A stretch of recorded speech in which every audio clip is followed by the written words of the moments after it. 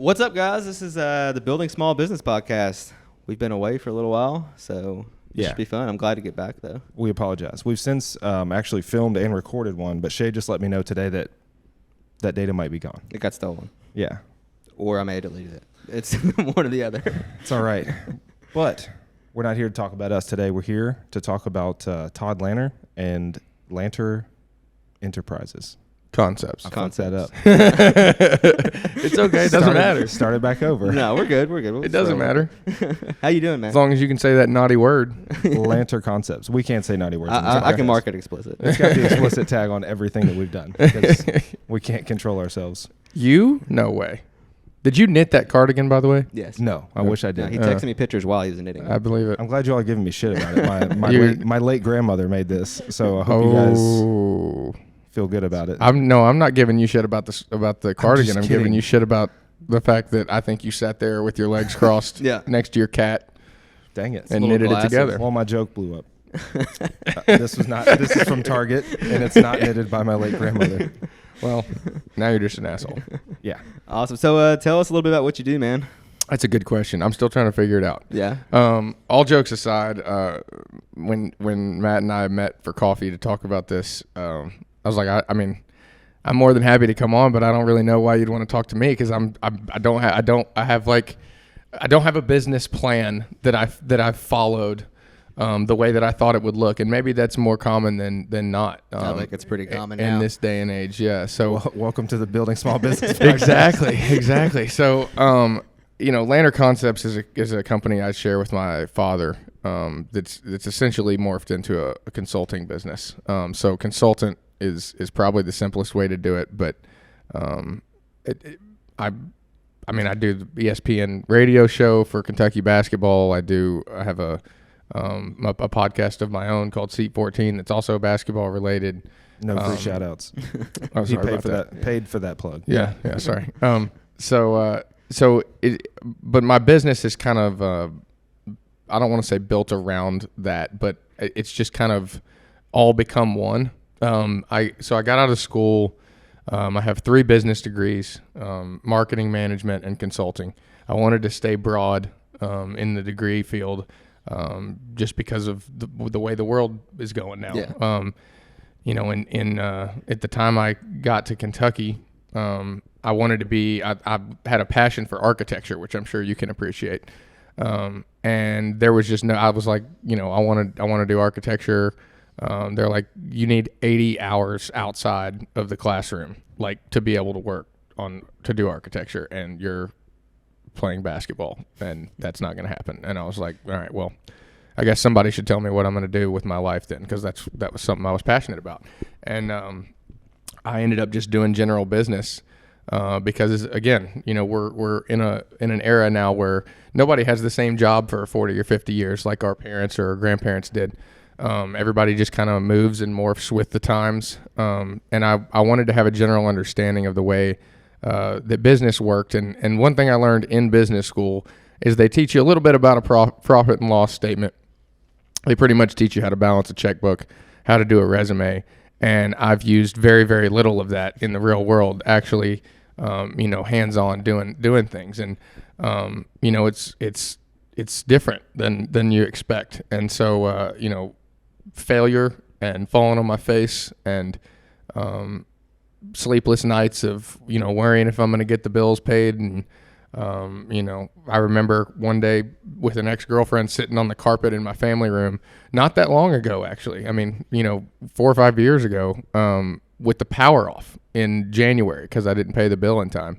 And I just remember being like, the people don't see this side. They don't see it. No. They think they see, you're on a podcast or you're on the radio or whatever, and they think you got it figured out, and sometimes you don't. And so I've had plenty of missteps. I've had plenty of lessons that were necessary. Unanswered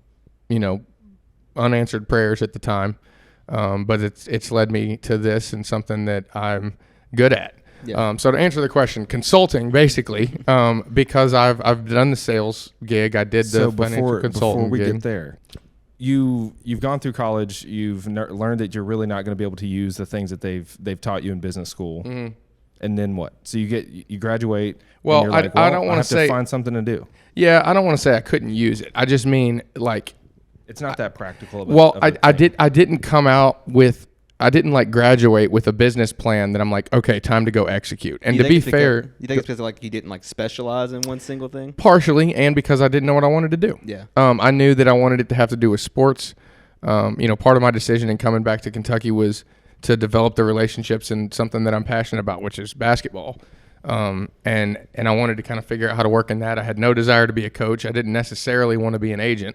And I didn't really want to be a money manager for them, but I wanted to be something in between all of that. And that's called entrepreneurship and figuring out a lane. And at the time that I graduated, I couldn't put that on paper. And to be fair, I still really can't. It's just something that's kind of came as I've developed relationships with people and networked into the industries that I happen to know enough about to at least appear intelligent enough to get by. That's all you need. Yeah, and so it's been a wild ride, but yeah, started with sales. Is that where you were going with that? Yeah, so you started in sales. Tell us more about that. Okay, so when I first got out of school, I told you this when we had coffee. I was doing the summer camps for the basketball team. We got paid, 10, 12, 15 grand, something like that over the summers to do basketball camps. And I was like, my bills are low. I'm paying minimal rent. My car's paid off. I'll just work these camps this summer and travel and apply for jobs and think about what I want to do, and I'll figure it out. And the last camp of the summer that year was Father's Day weekend. And one of the guys who'd been coming to the camps with his son the entire time I was there asked me to go watch the Warriors in the playoffs game that night. And we went down to Drake's on Tates Creek Road, had a couple Blue Moons, probably one too many. And he asked me what I was trying to do, and I kind of just had the same conversation I had with you all. And the thing about being an athlete, as you've experienced as well, when you get done, you don't really have an identity anymore. I mean, it's what now? And my day wasn't as regimented. It used to be, I'm up at 6, I got stretching and then a lift and then class and then practice and then just constant. And they told you when to get up, when to go to sleep, when to eat. And then all of a sudden you're on your own trying to figure it out. And I'm kind of conveying this stuff to him. And he's like, well, what's an average marketing student make first year out of school? And at the time it was $35,000. And he said, I'll give you $70,000. I'll give you a car, a laptop, a phone, an expense account, and 30% commission. And I was like, I don't even know what you do. And, so he told me, and he was offering me a sales job. It was an outside sales job for a company that made air filtration systems, things I knew nothing about. I told him that. He was like, I don't need you to know it. You just need the experience, and you can make a lot of money while you're doing it. And so I worked with them for a while, and he was right. I needed it. I learned. I made some money, helped their business grow substantially, and kind of proved to myself that I was capable of doing something I knew nothing about and dedicating myself and learning from it. And I grew up a lot then, but I realized that that's not, the direction I really wanted to go. So I ended up going to Hilliard Lyons, and I did I was going to, learn about the financial sector and figure out how I could kind of morph that into the career path I was after. I failed the Series 7 the first time by one question, which stings in a special way because you have to wait a month to take it again. Oh wow! And it's tough. It's the hardest thing I've ever had to do. It was very challenging. Not only because there's a lot of knowledge involved, but it's one of those tests where they give you too much information. You have to decipher what you need to include and things. And I hadn't taken a test in years at the time, so it was tough. But that was a little bit of a sting. Again, learning lesson, how to better prepare and things like that. So. I did the financial thing for a while, and then, kind of what we talked about off air before we got started. A lot of, what that world isn't their direction is they want you to go after high net worth individuals, and manage money for them.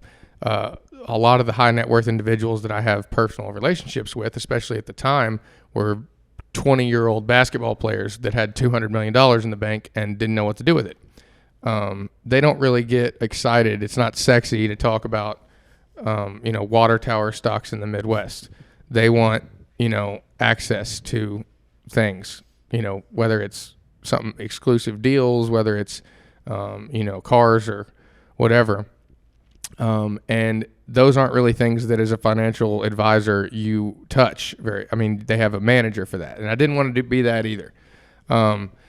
So after a little amount of time, I don't know, 2 years or something, I walked away from Hilliard in order to pursue more customizable investment strategies. Like if there's, if you're opening a business and you need an investor to foot the bill, you need seed money. I was able to provide that. And it gave people the opportunity to get involved in businesses that they liked, that they wanted to learn about for a life after sports.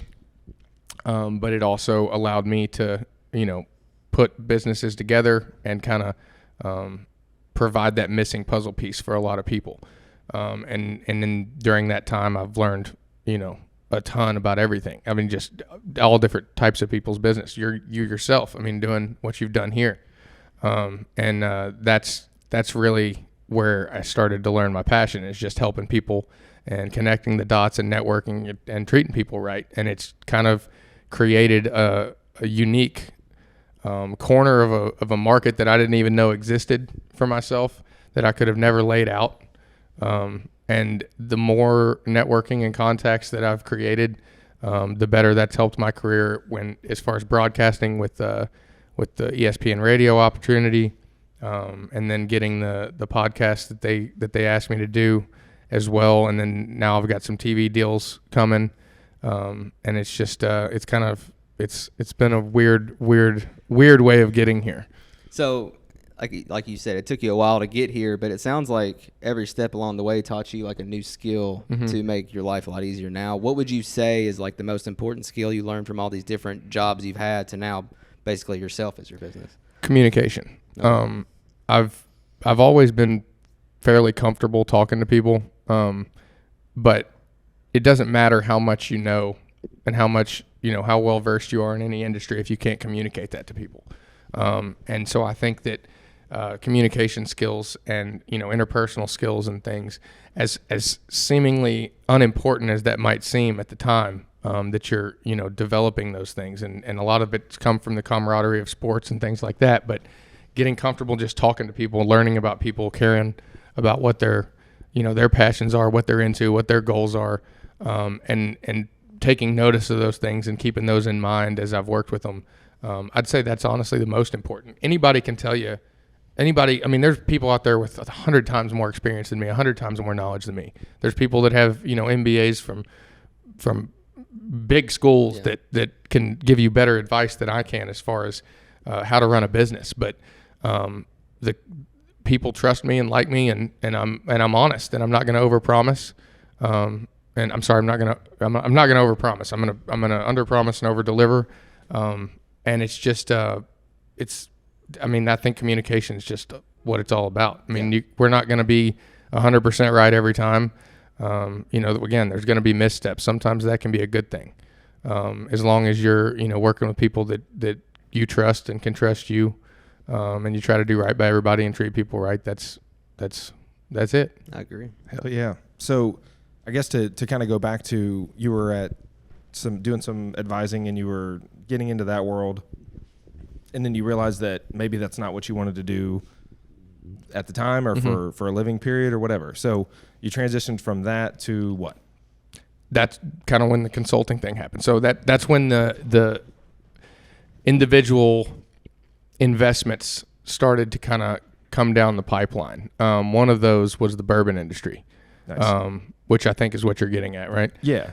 So the bourbon industry. We all love bourbon. We're gonna talk a little bit about it. So we're in bourbon country here in Kentucky. We got the distilleries in our backyard. I happen to have some personal connections with some of them. And essentially there was an opportunity from a guy that was brokering bourbon barrels that was asking me to sell them for him. And what he wanted me to do was, come in, take his his bourbon barrels that he had and sell them and make a commission on it. And I was like, I think that there's a better way of doing this. I think that we can create a way for the, if you wanted to start a private label brand, you're going to have to buy land, build a facility, buy the equipment, buy the ingredients for the mash bill, pay people to be there, pay them hourly to do the work, create a product, and then stick it on the shelf and cross your fingers for 4 years and hope it sells. To basically build millions of dollars in in and sell the product. Correct. And then you got to sit there and wait on it to age. And then you have to hope that people like it. And if they like it, you better have been making it the whole time that it was sitting there so that you can continue to supply your customers, Right. or you're going to go bust anyway. So you guys bridge that gap then. So we basically, when I say we created, I don't mean, I'm not taking credit for this by myself. I'm saying that the industry kind of created this opportunity where a common investor, if you will, with the way I structured it, can reap the benefits of what a major distillery can do financially without as much or really any exposure. Mm-hmm. Essentially, you can buy a barrel of bourbon and treat it like a piece of stock and then sell it when it's aged. And just the way that we kind of structured some of that early on has kind of turned what's now the bourbon market into essentially a free trade market. I mean, you can if you decide you want to open a private label, you can go buy aged barrels off of the open market and pay somebody to bottle them and put that product out there. It's not just the distilleries. Sure. It's amazing to me that this sort of thing exists. It is. Like I mean, only, it's not only in America, right? Exactly. It's literally like it used to be, Maker's Mark and Woodford and whoever else. And that was the brands. And they would do private label spinoffs and stuff. But you can now buy an aged product from a distillery and submit a label to the federal government and get approval and push it through and bottle your own bourbon, and then you have a bourbon line. And it's become very accessible to a common, again, investor, if you will, to be able to do something like that. And it's been really cool because of the circles that I run in, the clients and the companies that I deal with. A lot of them take advantage of that. Some of them have a private label that they literally do for Christmas every year. They just do a runoff and they give it to their clients. Oh, that's cool. That is neat. And it's something, that we're passionate about here in Kentucky, but it's also an experience. It's something that it's a tangible asset that you can go put your hands on. That is pretty cool. And that's a unique experience. I mean, we can, I should have brought some samples, but we can literally pull samples of bourbon, sit here and enjoy it together. And it's something that, brings people together and everything. So I'm ready to schedule our follow-up podcast. Yeah, we'll do another one. Yeah. Or I'll delete this one. We'll have to delete it. But what's happened with the industry has been very cool. And there's been a lot of pioneers that have pushed it in this direction. And I've just kind of been able to piggyback what some of them are doing, just to provide for, another type of investment opportunity for those that are, looking for a longer term strategy. But it's been really cool. Really cool to be a part of. Did you have a passion for bourbon that kind of led you to that business? I had a passion for bourbon, but to be fair, I didn't know what I didn't know until I got into it. I thought I was pretty well versed. And I've learned more in the last couple of years. I'm sure there's so much. There's so much. It's a truly beautiful, craft. Yeah, I mean they've been making it for a long time. Yeah. So you went into that sector, and then we've talked about a few other things, on camera, off camera, whatever. There's the ESPN radio show. There's your podcast. There's plenty of things that you have your hand in. Mm-hmm. What would you say? So from a consulting basis, you've told me about putting the dots together for some other people, mm-hmm. Maybe for a player that's in from out of town, connecting people with resources out of town, mm-hmm.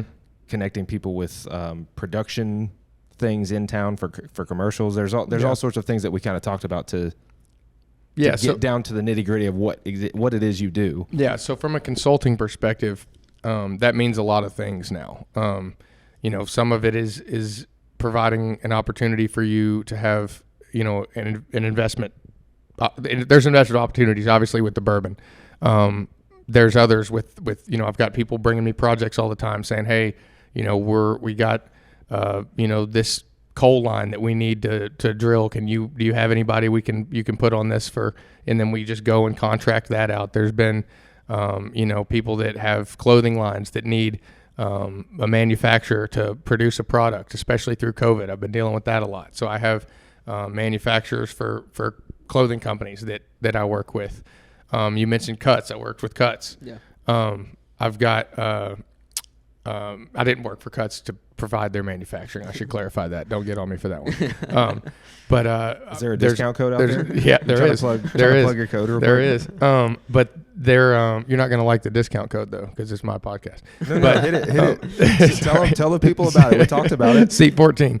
So, but then there's been things as far as, I mean, even like website builds, complete, market, like where we've just completely gotten rid of their marketing strategy, redone logos. So I've got graphic designers, shot commercials.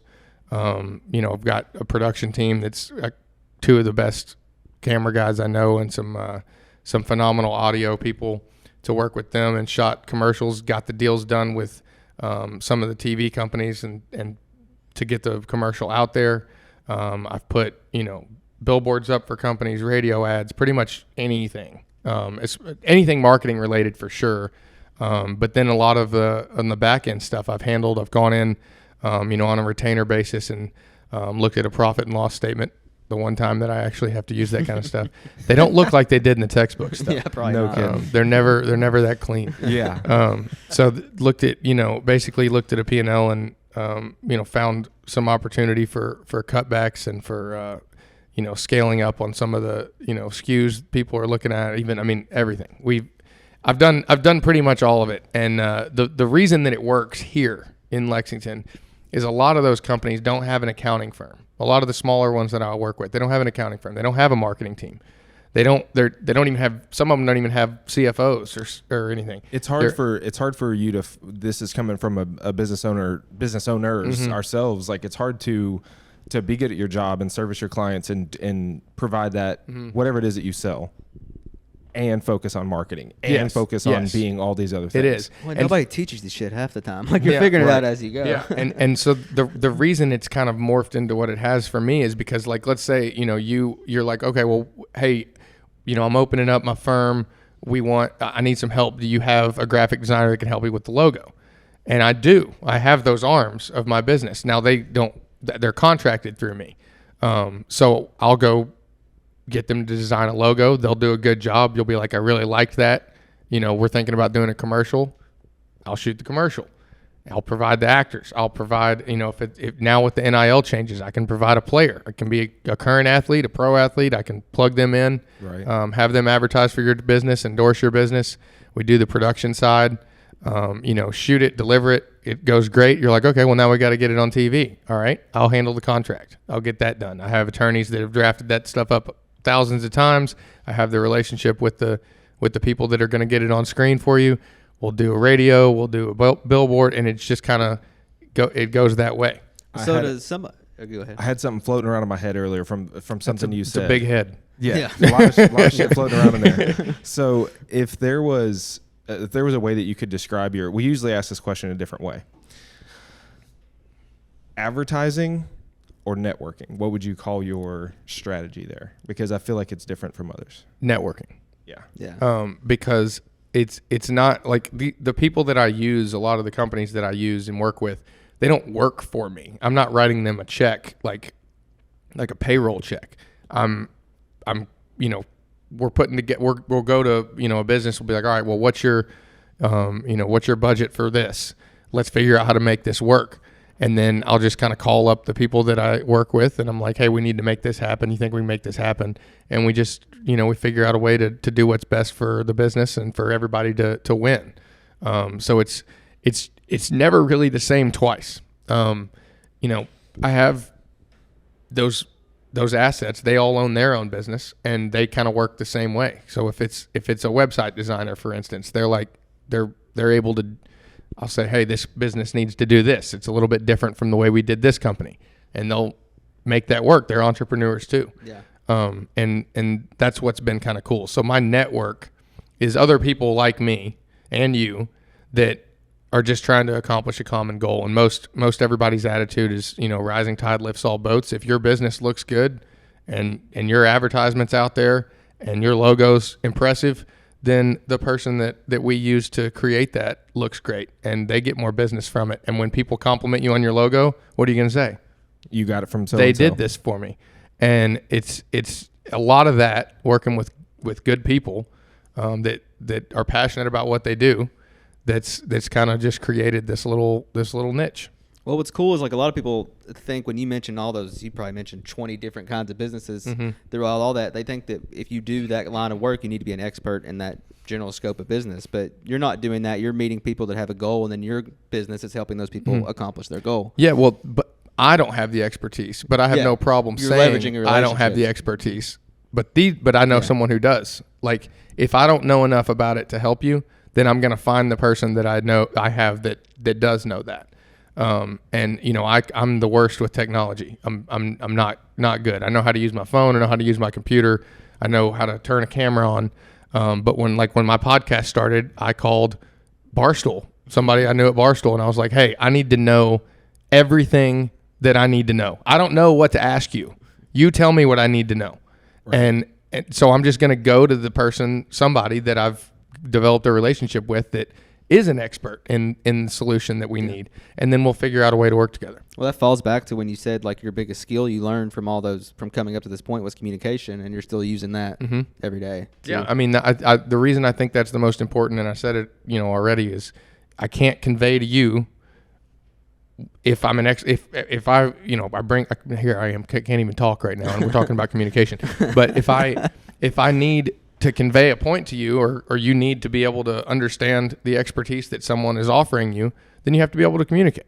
Yeah. And so it all just comes back to that. And, making people feel comfortable. If you can't communicate, you couldn't host a podcast. No. You couldn't come on one and talk about things. Sure. And it's just, it's a valuable thing that people sometimes don't give enough attention to, especially, I didn't. I was going to communication classes in college thinking, this is just a credit hour. This is dumb. Then the more I paid attention, the more I realized, that a lot of that interpersonal stuff that they're teaching you is valuable and necessary. And sometimes you don't realize it until you talk to someone that can't communicate. Oh yeah. And then you're like, oh boy, like I never want to be that person. Yeah, exactly. And she's sitting right over there. Sorry, don't pick on Jess. She's not even on screen. So I guess to kind of pivot here, what would you say is your favorite thing about business ownership? The freedom. It's 11:23 on a Tuesday. And we can sit here and do this and fellowship in this way, and it's that's cool. That's something. I grew up in a household where my father was in real estate. Yep. For most of my teen and up years, so he was able to come to sporting events, and I didn't have to walk home from school every day. Obviously, there's days where I did, but they were able to be present. Even though they worked more than full time, you know how that goes. There's, just because you're not working 9 to 5 doesn't mean you're not. Yeah, not at all. And I remember, even getting up to get a drink of water in the middle of the night, and Dad's downstairs on the computer, working on a lease because it's got to get done. Got to crank it out. Sleep doesn't matter. And so there's those sleepless nights. I grew up in a household of entrepreneurship. I've seen the struggles that it's provided, but I've seen the opportunity that it's given him to be able to live a life that you strive for. So I would say the freedom, mainly just because you're able to prioritize what means the most to you, and sometimes that's not money. Mm-hmm. I just refuse to believe that I'm not going to trade my time for money. I don't feel like I was put on this earth to just go put in my hours and get my paycheck and wake up and do it all over again. I want to provide opportunity and have fun when I'm doing it. Yes. If you're providing opportunity, you're going to get paid. Yeah, exactly. But it doesn't have to be, a drudgy experience. Like we're able to have fun with this. Yep. Even though, people can call this work. It's just it's kind of all about your attitude and the way you approach it. And I approach every day like a new opportunity. The entrepreneurship world is scary. And like I said, you can fall on your face. You can have your power cut off. It's embarrassing sometimes. But I think everybody that started the business has been there. Yeah, yeah. Right. But you wake up in the morning. I wake up in the morning and I'm like, what opportunity do I have today? What do I get to, stick my nose in today? I want to, and you just kind of explore. And I'm about to go sell some stuff right after this. yeah, I'm amped up. I bet. But that's, I'd say that's what it is. It's just, if you came to me today and said, hey, we want you to help with this, then, we're going to carve out a way to do that. And that freedom, the ability to do that stuff is something that a lot of people that are doing 9 to 5 don't have. And the world needs that too. I've got a lot of friends who are very, very successful, making a lot of money, that are my age, younger than me, that are, executives at high level businesses. But I just chose a different path and we might end up in the same place and have taken different routes to get there, and that's okay too. So having seen as many different sides of business as you have, because it sounds like you've probably seen about every damn one of them, what's like your biggest piece of advice you could offer to someone who wants to get into, whether it be the world of entrepreneurship or just owning their own business in general? Oof, that's a tough one. I mean, honestly, I think I said at the beginning, I think everybody should do sales at some point. I agree. I just think that teaches you some interpersonal skills, and if you're going to be in this world, you have to learn to hear no. Mm-hmm. And I heard no a lot with sales. Every no is a not yet. Yeah, that's right. And that's a funny approach for somebody that sells homes. That's beautiful. I like that.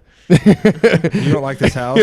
Maybe you'll like it. Maybe you'll like it next week. It's not going to be here next week, but maybe you'll like it. No, all jokes aside though, that I'd say sales probably, because again, I didn't know what I didn't know until I had to learn it. And hearing no is not, it doesn't make it easy to wake up on Monday morning. I found a lot of Sunday nights I couldn't even enjoy watching Sunday night football because I knew that Monday morning I was going to have to get up and be told no over and over and over again. And there's something motivating about that. And eventually, after you hear it enough times, you're like, I'm going to figure out a way to not hear no anymore. And there's, everybody's got a different strategy, a different way of, a different, timeline of where, when they reach that point, that tipping point, that teeter-totter moment where they're like, I got it. I know how I'm going to approach this. And sometimes it's just a mindset. Go ahead. Do you think it helped you, getting behind a product that you enjoyed, like bourbon, whereas before it was like filtration systems? Yes, 100%. And I was making, that company was great. They treated me great. I had a lot of freedom. The commission structure was fantastic, especially for somebody my age. It provided a lot of opportunity. But again, I was waking up on Monday morning and I was like, I don't want to do this. And it wasn't anything to do with, the day-to-day or their, it just was something I wasn't passionate about. Yeah. And I chose to walk away from it probably at a pretty dangerous time, because I was doing well and there was a lot of, I just saw that this is not the path I want to take, and I don't want to keep going down this road and end up lost. Mm-hmm. But it was a necessary experience, so that I knew what I didn't want. But also, the lessons learned with hearing no and figuring out, how to overcome that mentally, and how to overcome that and actually get sales done. Right. And that's going to be different for each person. Some people are going to be, specifically with that job. If you're an engineer, right, then you can go sell somebody because you know more than they do about how that filtration system is going to help their business. I'm not an engineer. So I was talking to guys like the chief engineer at Toyota in Georgetown. I can't tell him how this product is going to help his business and his. He knows more about it than he you knew do. more about it, so I couldn't take that approach, and that's what I was trying to do. And I at the beginning, they're looking at me like, you're a 23-year-old jackass coming in here trying to tell me how this is going to work better than what I currently have, and I realized that that's just not the approach that I need to take. And as I started to kind of change that, things got better. But again, that's going to be different with each person. It's going to be different with each product. And those are things that I needed to learn the hard way. Hell yeah. So I'm ready to tie a bow on this thing. What did you learn? What do you think you learned? Not so much learned, but kind of what I took from you is that, I mean, you've done so much different stuff, and it sounds like as you got up, you became more and more successful. And I think a lot of it's just your outlook on how you handle things. Like you said, you see every new day as an opportunity. A no isn't like a deal killer for you. Like it's you just make things happen with what you got. And I think that a lot of people can take a lot with that, especially with the networking side, because every one of us knows someone who's better at something than we are.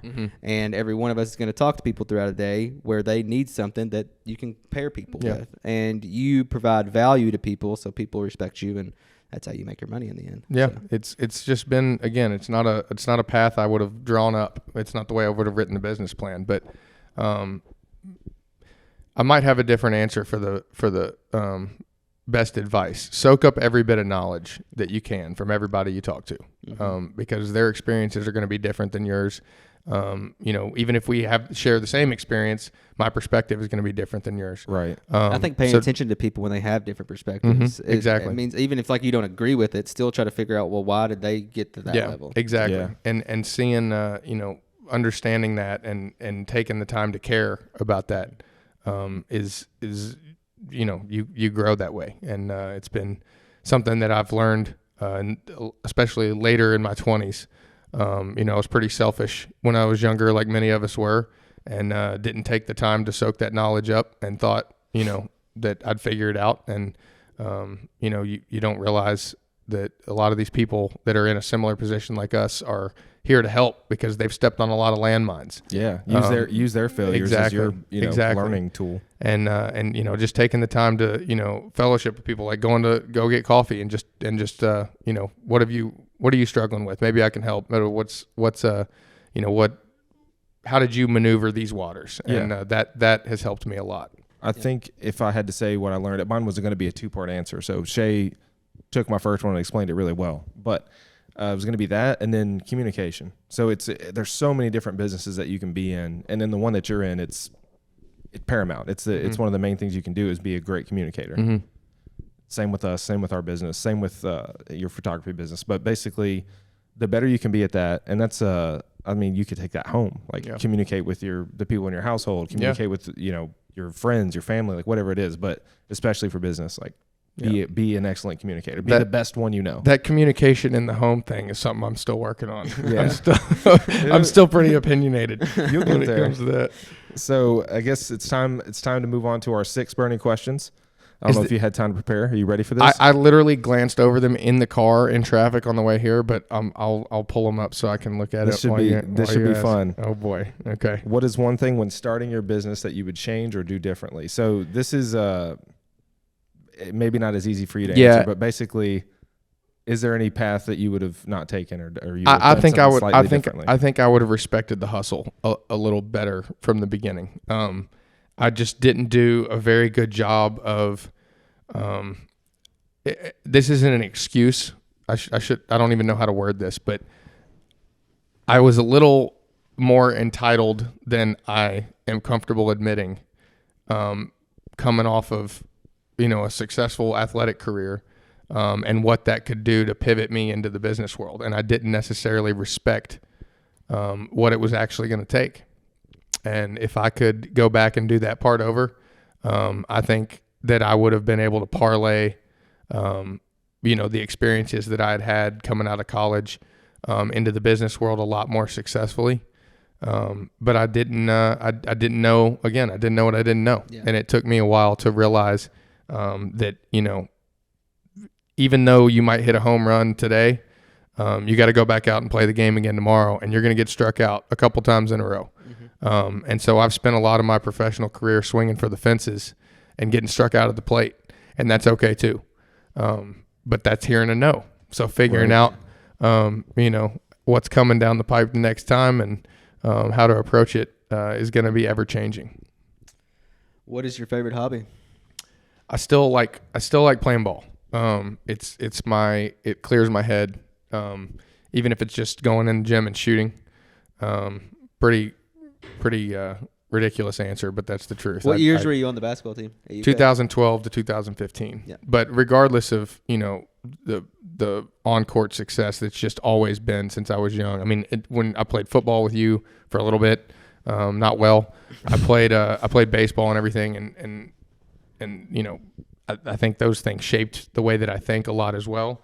But nothing was quite like the gym for the basketball court for me. It was my solace, and it still is. So if I've had a rough day, that's what I do, and I think that's a healthy thing to run to. I don't think that's a ridiculous answer. You said there's a kind lot of a worse ridiculous things to answer. run to. No, well, like, I just you know, basketball is not taking me anywhere anymore. But that's what takes me back to it. It puts me right back in the right mind frame. Like I know that's what I ran to when I needed to get back on track, and it still is. Yeah, that's good. Love that. So, what is this might be a hard one for you to answer. Question number 3, your favorite restaurant? You want to answer it? Ruby's. Way too much there. I gotta chill out. What's your favorite musical artist that no one would expect that you listen to? Oh, that no one would expect? Yeah. I listen. Swift? Yeah. Oh God. Matt likes Boy George. I listen to country all the time. I made the comment when we picked these mics up that I was about to start belting out some Backstreet Boys. I feel like people would expect those two things. my I don't know. I listen to NF. Is that surprising? I don't even know who that is. Yeah. He's really okay. I like NF. Yeah. I like NF. You He's know a who little. that is? I don't know. You need to who listen. anybody is. You need to listen. Shay's So uncultured. NF's a rapper, but he's very. He doesn't cuss. Yeah. And he's fantastic lyrically. It's a little darker though. He's got a different kind of perspective, but he's good. I don't know. I didn't think you'd expect that. I guess. Yeah. So number 5, what is your favorite business book or podcast? Or podcast. This is my favorite podcast. Well, we started asking podcasts too because a lot of people are like us and don't read, and we're just like, well, it's fair because we don't read either. Okay, go read Rich Man Poor Man. It's the best. Yeah, book. Rich Dad Poor Dad definitely. Rich Dad Poor Dad. Yeah, sorry. that's a solid book. Yeah, it's if you I only say that because you said you don't read. And then I've read that before I stopped reading. Oh, well, fair enough. There you go. It's got to stay on the shelf. I go glance back at it I'm about to read it again. I was looking through the other day. It's a brilliant book. So last one, we mentioned that Matt really likes knitting. Knitting earlier. What's a guilty pleasure of yours? So God's honest truth, I hadn't played video games since the original Halo. I just bought a Switch the other day. Way back. Wow. I hadn't. Nothing. I mean, not at all. The OG? The OG Halo. And during COVID, when everything shut down, I downloaded Call of Duty Warzone, and I am real nice. Real nice. Nice. I love that. But that was my way of hanging out with friends and guys that were like my teammates that were overseas and stuff that I didn't get to see as often. And obviously COVID, put a damper on There's our ability a ton to of people that are to get connecting out. over video games now. Yeah, like it's really blown up. I'm not I'm not like a streamer or watch Twitch or just give it anything time like with that, as much but stuff that you do. Yeah, but Todd's gonna be streaming here soon. well, to be honest with you, part of it was COVID, and then the other thing was my girlfriend Maria would pass out every time we watch a movie. So 15 minutes into a movie, she'd fall asleep, and I'd be like, "Well, I guess it's going to take 6 weeks to finish this movie." Yeah. So I've watched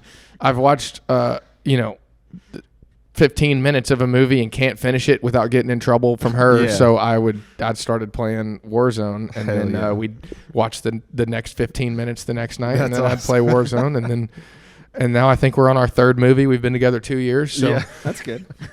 it's Solid. it's going good. Hell yeah. Well, man, I appreciate you coming on. I've learned a lot. It's been a fun one for me and a fun one to get back in the saddle on. So Yeah, it's been your energy's awesome. I loved it. Yeah, this is probably the best one we could have got back with. Yeah. Thanks for having me. I appreciate it. Also, I'll leave you with this. The other thing that I say, if I don't say consultant, Okay. I say firefighter. Yeah. Because Yeah. I kept you all waiting longer than I meant to. I apologize. I meant to leave you waiting just a little bit because you got to be late to the party. I'm just kidding. But No, you sound like I had to us. put out a fire this morning, and that's just that's part of that's. I didn't wake up planning to have to do that. I planned on going to the coffee shop and then coming down here, and I ended up having to go to Frankfurt this morning. I'm So sure it's- there's 5 fires to fight on my phone right now over Yeah. there on the desk. Oh so. yeah, I Yeah. bet. Well, we appreciate the hell out of you, man. Thank you for coming on. Thank you for having me. I Yeah, appreciate it. Thanks, man. I had a Thanks for blast. joining us. I forgot we're over here. Yeah. No, that's him. We're here. Oh, shit. This one gets us too? Yeah. Hell yeah. All right. Well, thanks for joining us. This is the Building Small Business Podcast. Peace. Now I have to start